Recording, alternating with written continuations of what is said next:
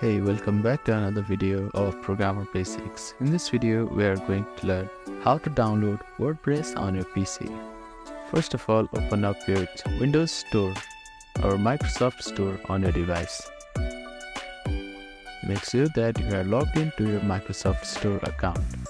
Now, at the search bar here at the top navigation bar, type in WordPress and click on search. After that, you will see the icon of WordPress here. Click on this and click on Get button here.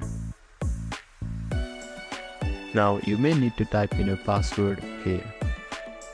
After that, your download will be started. It may take some time depending on your internet speed. After the download is completed, click on Open button here and log into your account. So that is how you can download WordPress on your PC. Thank you for watching this video. Please do not forget to like, share, and subscribe to our channel and comment down if you have any queries.